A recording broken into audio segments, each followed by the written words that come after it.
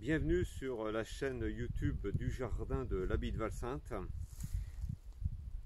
dans les Alpes de Haute-Provence.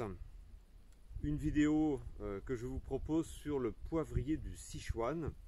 Je suis devant ce petit arbre jaune, planté il y a seulement 5 ans ici, et sur lequel déjà pour la 3e année, nous allons dans quelques temps récolter de nouveau une très belle quantité de baies. Vous pouvez voir ici la quantité de baies portées sur cet arbuste.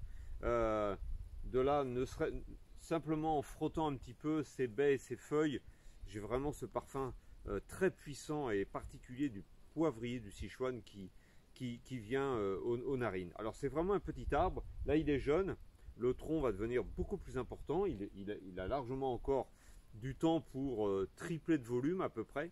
Donc ça reste un arbre contenable, c'est-à-dire que par détail on peut le tenir à 3 mètres de hauteur pour que ce soit aussi une dimension adaptée à la récolte.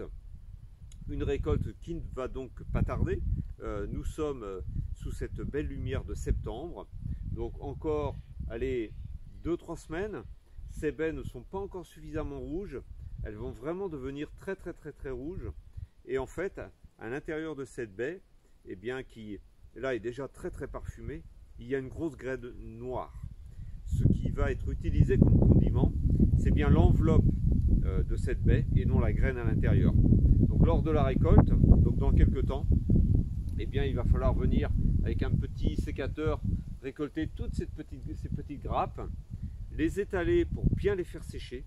Donc c'est pas nécessaire d'avoir forcément un séchoir, mais on peut aussi les faire sécher sur un séchoir électrique par exemple. Une fois que les baies sont bien sèches, elles vont s'ouvrir toutes seules en fait. Il va falloir à ce moment-là trier les graines qui sont à l'intérieur et continuer à bien faire sécher cette enveloppe pour qu'ensuite eh bien, elle soit broyée et utilisée en cuisine comme condiment. Cet arbuste est très épineux.